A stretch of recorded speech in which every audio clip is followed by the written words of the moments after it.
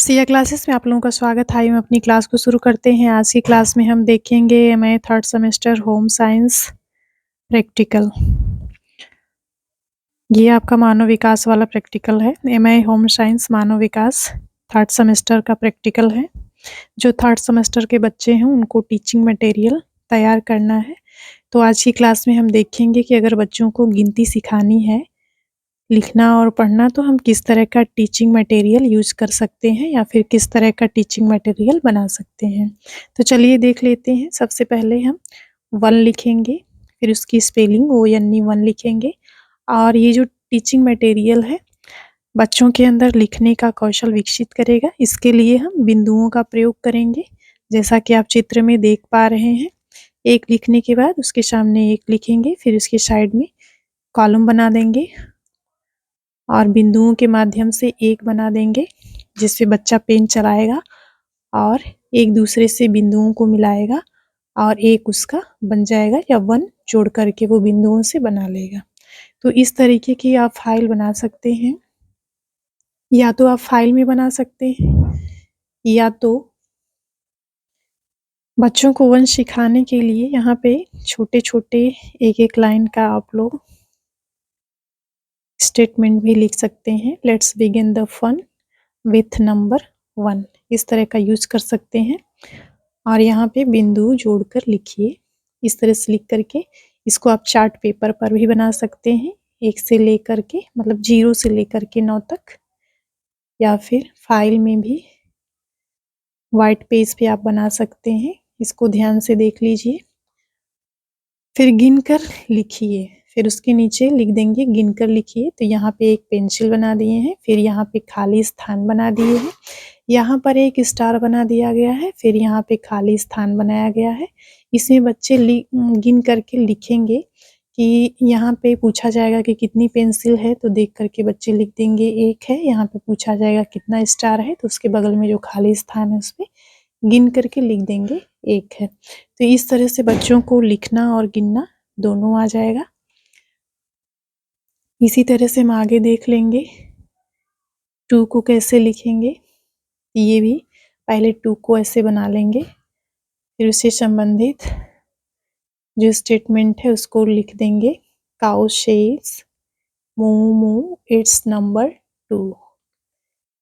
फिर TWO, फिर नीचे ऐसे कॉलम बना लेंगे जिनको बिंदुओं के माध्यम से दर्शाएंगे। इस तरीके से बना सकते हैं।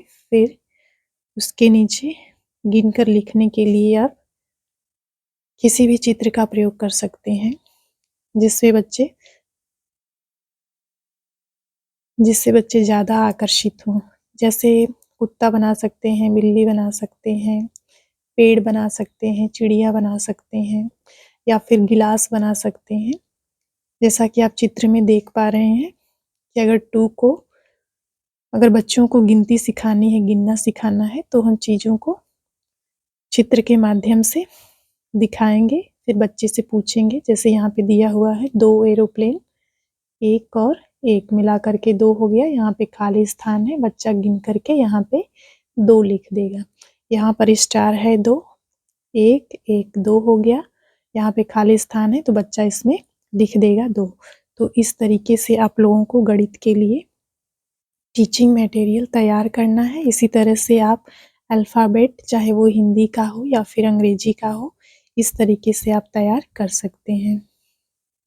फिर आगे की भी गिनती देख लेते हैं। ये आपके LKG UKG के जो बच्चे होते हैं उनकी जो बुक्स होती है उसमें आसानी से आपको मिल जाएगा, आप वहाँ से भी बना सकते हैं। इस तरह से 3 लिखेंगे, THREE, बिंदु जोड़कर लिखिए।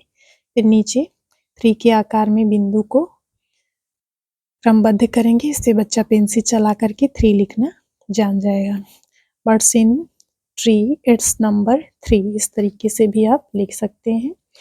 फिर इसी तरीके से नीचे गिनकर लिखना बच्चों को सिखाना है, तो 3 स्टार बना दिए हैं। बच्चे से पूछा जाएगा कि यहाँ पे कितने स्टार हैं, तो बच्चा गिन करके बता देगा 3 है और खाली स्थान में 3 को लिख देगा। इसी तरीके से 4 का भी देख लेंगे कि 4 का कैसे बनाना है। Knock at the door for number 4, यहाँ पे 4 लिख दिया जाएगा, बिंदु जोड़कर लिखिए FOUR 4। फिर नीचे जैसे ऊपर अभी आप देखते आ रहे हैं उसी तरीके से बनाना है। तो इस तरीके से आप गिनती का टीचिंग मटेरियल तैयार कर लेंगे और इसी तरीके से बिंदुओं के माध्यम से आप अल्फ़ाबेट भी तैयार कर लेंगे बच्चों को लिखने सीखने के लिए, जैसे क ख ग घ और ABCD का भी। चलिए जान लेते हैं कि अगर आप इस तरह से तैयार करते हैं तो ठीक है, नहीं तो आप पुराने जो भी कार्डबोर्ड होते हैं उसका उपयोग करके बना सकते हैं। अभी हम दिखा रहे हैं किस तरह से। इसके साथ ही बच्चों की मेमोरी को टेस्ट करने के लिए भी आप इस तरह से जो नंबर होते हैं उसको लिख करके बच्चों से पूछ सकते हैं कि इसके बाद क्या आएगा, इसके बाद क्या आएगा। जैसे रिक्त स्थानों की पूर्ति कीजिए, यहाँ पे 1 लिखा हुआ है और 2 का जगह खाली है, फिर 3 है, फिर 4 के लिए जगह खाली है, फिर 5 है, 6 के लिए जगह खाली है। उसी तरीके से नीचे भी कर लेंगे। जैसे 2 है, पूछा जाएगा 2 के बाद क्या आता है, फिर 4 है तो फिर पूछा जाएगा 4 के बाद क्या आता है, फिर 6 है तो पूछा जाएगा 6 के बाद क्या आता है। मतलब इस तरह से खाली स्थान करके आप टीचिंग मटेरियल बना सकते हैं। इससे चेक किया जा सकता है कि बच्चों को गिनती याद है या नहीं, या फिर इस गिनती के बाद कौन सी गिनती आएगी। तो आप इस तरीके से भी तैयार कर सकते हैं टीचिंग मटेरियल। इसके साथ ही इस तरीके से भी आप तैयार कर सकते हैं। जैसा कि आप देख पा रहे हैं ऊपर एक एक लाइन का गैप था और जैसे नीचे जाएंगे से देखिए 1 दिया हुआ है, 4 दिया हुआ है, बीच में 2 स्थान खाली है, 2 और 3 के लिए इसी तरीके से आप बना सकते हैं। और इसके साथ ही आप कोई चित्र बना लेंगे बिंदुओं की सहायता से, जैसा कि आप देख पा रहे हैं यहाँ पे एक मोर का चित्र बना हुआ है, वो भी अधूरा है। बिंदुओं के माध्यम से मोर का पूरा चित्र बनाना है। 1 नंबर पे यहाँ पे बिंदु दिया हुआ है, फिर दूसरे नंबर पे बिंदु दिया हुआ है, तो इस बिंदु को दूसरे से मिलाना है, फिर दूसरे बिंदु को तीसरे से मिलाना है, फिर तीसरे को चौथे से, चौथे को पांचवें, पांचवें को छठवें से, छठवें को सातवें, सातवें को आठवें से, आठवें को नौवें से मिलाना है, फिर नौवें को 10वें से मिलाना है। तो बिंदुओं के माध्यम से यहाँ पे मोर का चित्र बन जा रहा है। तो आप इस तरह का भी चित्र टीचिंग मटेरियल में यूज कर सकते हैं, जिससे बच्चों को संख्याओं का ज्ञान हो सके या फिर गिनती का ज्ञान हो सके। और इसमें मतलब ये सुविधा रहती है कि बच्चे जो संख्याएं होती हैं उनको एक क्रम में लगा पाते हैं। चलिए देख लेते हैं इस तरह के चित्र आप किस तरह, आप इसको चार्ट पेपर पर भी बना सकते हैं या फिर अपने फाइल पेज पर भी बना सकते हैं। अगर वो भी अवेलेबल ना हो तो अभी हम बता रहे हैं कार्डबोर्ड और पेज पे आप कैसे बनाएंगे। तो अभी हम देख रहे हैं किस तरह से, अगर आपके पास फाइल अवेलेबल नहीं है तो जो कार्ड बोर्ड होता है, जो कार्ड आता है, आप उससे भी बना सकते हैं। मान लीजिए ये कार्ड है, जो शादी वादी का कार्ड होता है, शादी का निमंत्रण वाला, ये मान लीजिए मेरे पास ये कार्ड है इस तरीके का। इसको हम बीच से फाड़ के अलग कर लेंगे ऐसे, इसको ऐसे बीच से फाड़ करके अलग कर लेंगे। अलग करने के बाद इसको ऐसे कर लेंगे, ऐसे 2 अलग पार्ट में हो गए और इसको फिर ऐसे लगा लेंगे। ऐसे ये सीधे से खुलने वाला हो जाएगा। इसके अंदर आप पेज लगा सकते हैं और यहाँ पे आप स्टेपल कर सकते हैं लगाने के बाद। और इसके अंदर इस तरीके का आप पेज ले लेंगे, सादा वाला, दोनों साइड में सादा वाला रहेगा। यहाँ पे हम दिखाने के लिए ये वाला ले लिए हैं। फिर इस पेज को इस तरीके से रहेगा, आप इसको बीच से कैंची से काट सकते हैं। तो ये इस तरह से हो जाएगा, इस तरीके से हो जाएगा। तो आप यहाँ पे जैसे अभी आपने देखा ONE1 वाला, तो यहाँ पे 1 लिख देंगे, फिर उसके नीचे इस तरीके से लिख देंगे। और बिंदुओं वाला जो सेटअप है, आप इसको यहाँ पे तैयार कर सकते हैं इस तरीके से खाना बना करके। और यहाँ पे 1 लिख करके फिर बिंदुओं से ऐसे 1 करके आप लिख सकते हैं इस तरीके से। इसी तरह से अल्फ़ाबेट का भी आप तैयार कर सकते हैं। और जो मोर वाला चित्र था, उसमें जो गिनती है या फिर संख्याएं, उसको क्रम से बच्चे किस तरह से लगाएंगे, तो उसको भी आप चित्र के माध्यम से, उसमें कोई भी चित्र हो सकता है, कछुआ भी हो सकता है, छाता भी हो सकता है, या फिर आप अपने सुविधा अनुसार कोई चित्र ले सकते हैं। फिर इसको क्या करना है, ऐसे बनाने के बाद ये कार्डबोर्ड में ऐसे रख देंगे, फिर ऊपर से इसको लगा करके फिर यहाँ से हल्का सा फोल्ड कर देंगे ऐसे। ऐसे करने के बाद सीधा करके फिर यहाँ पे एक अच्छा सा कवर चढ़ाने के बाद इसके ऊपर स्टेपल कर देंगे। ठीक है, स्टेपल करने के बाद आप ऐसे खोल करके ऐसे बना सकते हैं। ये आपका सस्ता में और अच्छा टीचिंग मटेरियल तैयार हो जाएगा। इसकी लागत कम आएगी और इसको रखने में भी सुविधा रहेगी और देखने में भी सुंदर और आकर्षक लगेगा। इसके ऊपर आप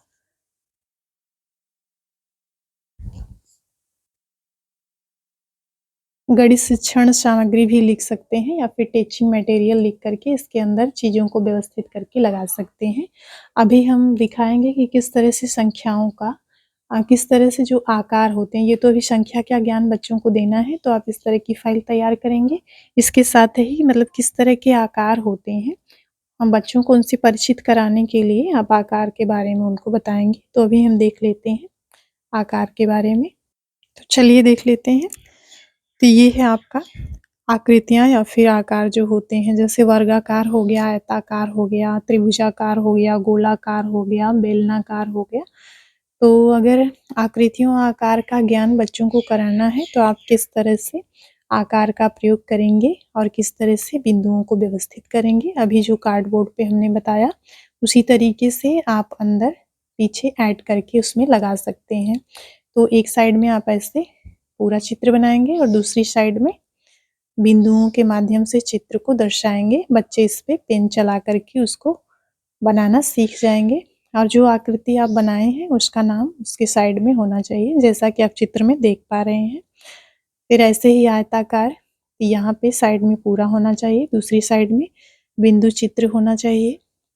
और ये है त्रिभुजाकार, 3 भुजाएं होती हैं, जिसमें बच्चों को समझाना भी पड़ेगा कि जो वर्ग होता है इसकी चारों भुजाएं बराबर होती हैं और जो आयत होता है इसकी आमने सामने की भुजा बराबर होती है और जो त्रिभुज होता है इसकी 3 भुजाएं होती हैं।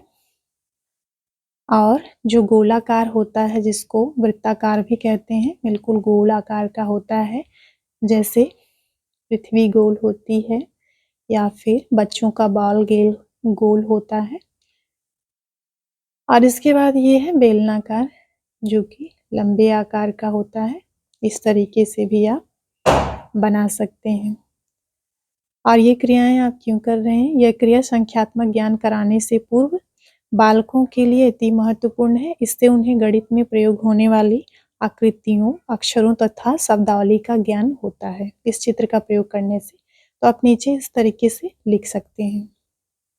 और इसके साथ ही आकृतियों को आप समूह में इस तरह से व्यवस्थित करेंगे और ये चेक करेंगे कि बच्चा आकृति को पहचान पा रहा है कि नहीं। इसके टेस्ट के लिए आप इस तरह से आकृतियों को बनाएंगे, जैसे आपने एक लाइन से क्या कर दिया, जो वर्ग है उसको व्यवस्थित कर दिया है और बीच में आपने गोलाकार आकृति का प्रयोग किया है।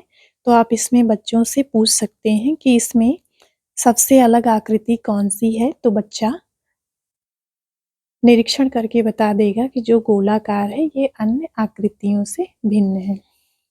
इसी तरीके से आप वर्ग को भी देख लेंगे कि एक लाइन से वर्ग बना हुआ है लेकिन यहाँ एक त्रिभुज है, तो बच्चे क्या कर लेंगे, आकृतियों में अंतर करना सीख जाएंगे कि कौन सी आकृति किस आकृति से भिन्न है और कौन कौन सी आकृतियां एक समान है। ऐसा करने से उनके ज्ञान में वृद्धि होती है, उनके मानसिक क्षमता का विकास होता है। ऐसे ही इसमें भी इस तरीके से आप आकृतियों को प्रदर्शित करेंगे और इससे बच्चा चुनाव करेगा कि कौन सी आकृति भिन्न है। जैसे इसमें ये वाली भिन्न है और इसमें ये वाली भिन्न है। उसकी मानसिक योग्यता और क्षमता का विकास होगा। इसी तरीके से आप ऐसे करते चले जाएंगे। इस तरीके से आप बना सकते हैं और लास्ट में नीचे लिख सकते हैं। इस प्रकार की आकृतियों से बच्चों में अलग अलग वस्तुओं के आकारों का भी ज्ञान होगा तथा साथ ही साथ सामूहिक रूप से रखी गई वस्तुओं में विपरीत वस्तुओं को पहचानने की योग्यता का भी विकास होगा।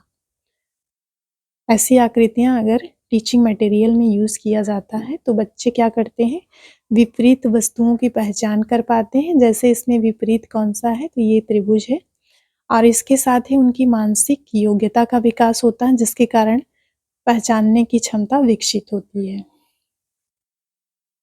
इसके बाद आप बच्चों को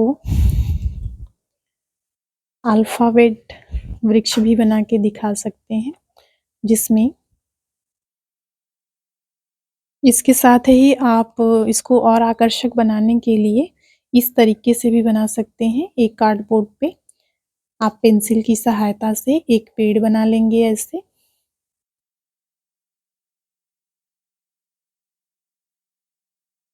जैसे भी आपको बनाने आता है और इसमें छोटे छोटे गोले बना लेंगे। चाहे आपको वर्णमाला का अक्षर लिखना है या फिर गिनती का, इसमें आप लिख सकते हैं 1 2 3 4 5 6 7 8 और 9। या फिर इसमें छोटे छोटे आप फल भी बना सकते हैं या फिर इस पे चिड़ियाँ भी बैठा सकते हैं और उन चिड़ियों के ऊपर आप नंबरिंग कर सकते हैं। इस तरीके से भी कर सकते हैं। और इसको और आकर्षक बनाने के लिए आप ये सब करने के बाद यहाँ पे मान लीजिए आपको जोड़ घटाना सिखाना है बच्चों को, तो आप ऐसा कर सकते हैं। यहाँ पे ऊपर से नीचे ऐसे 2 धागा लगा लेंगे और कोई तितली का या फिर चिड़िया का चित्र बना देंगे। जैसे 1 + 1 = 2 होता है, तो इसको अगर चित्र के माध्यम से बताएंगे तो बच्चे ज़्यादा समझेंगे। तो यहाँ पे आप एक तितली का चित्र ऐसे बना देंगे, अलग से कटिंग करके इस पे चिपका देंगे धागे के अंदर इस तरीके से। और ऊपर से एक तितली नीचे आ जाती है, फिर दूसरी तितली नीचे आ जाती है, तो मिला करके उसके साइड में कितनी तितली हो जाएगी तो बच्चे काउंट करके यहाँ पे लिख देंगे। तो ऐसे उनको जोड़ घटाना भी आ जाएगा। जब उनको जोड़ने की क्रिया करनी हो तो एक तितली पहले नीचे ऐसे धागे के माध्यम से खिसका के नीचे ले आएंगे, फिर पूछेंगे कि कितनी तितली है, बच्चा बताएगा 1 है। फिर दूसरी तितली उड़ के नीचे आ जाएगी, उसको खींच के ले आएंगे, फिर पूछा जाएगा कि कितनी तितलियां हो गई, तो बता देगा 2 है। और फिर मान लीजिए दोनों तितलियां एक ही स्थान पे हैं, या फिर कोई भी चित्र आप बना सकते हैं अपनी सुविधा अनुसार। यहाँ पे हम समझाने के लिए बता रहे हैं। तो अगर घटाना करना है तो 2 तितलियां मान लीजिए एक साथ बैठी हुई हैं, फिर एक तितली को आप क्या करते हैं, धागे के माध्यम से खींच के ऊपर ले जाते हैं, तो ये तितली ऊपर चली जाएगी, यहाँ का स्थान खाली हो जाएगा। तो फिर पूछेंगे कि इस समय स्थान पे कितनी तितलियां हैं, तो बच्चा बता देगा 1 है। तो इस तरह से आप जोड़ घटाना का भी बता सकते हैं। इसी तरीके से अगर बच्चों को अपोजिट वर्ड सिखाना है तो मान लीजिए एक एग्जाम्पल हम दे रहे हैं, फुल और इम्पटी। ये फुल और इम्पटी, फुल का मतलब भरा हुआ, इम्पटी का मतलब खाली। तो आप ऐसे ही पेज पे एक तरफ फुल दूसरी तरफ इम्पटी लिखेंगे और ऊपर से एक इस तरह से कटा हुआ कार्ड चिपका देंगे। इसको गोद लगा करके केवल यहाँ से यहाँ तक चिपकाएंगे, ठीक है। फिर इसके अंदर एक अलग से पेपर काट करके इसमें ढेर सारा फूल बना लेंगे काट के ऊपर ऐसे, और वो नीचे से बिल्कुल मिला हुआ होना चाहिए, जिसकी डंडी बिल्कुल नीचे ऐसे लटकनी चाहिए। जब भी आपको फूल दिखाना होगा तो आप क्या करेंगे, नीचे से डंडी को ऊपर कर देंगे, तो ये पूरा बकेट आपका भर जाएगा।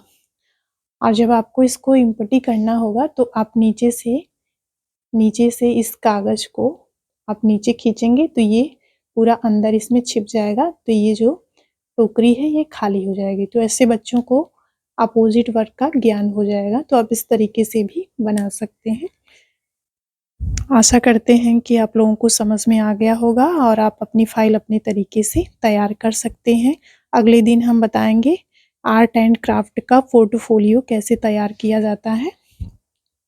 अब इसको आप और अच्छे ढंग से इसका बॉर्डर लाइन वगैरह सजा सकते हैं, कलर का उपयोग कर सकते हैं जो कि देखने में आकर्षक और सुंदर लगे। तो आज के लिए इतना ही।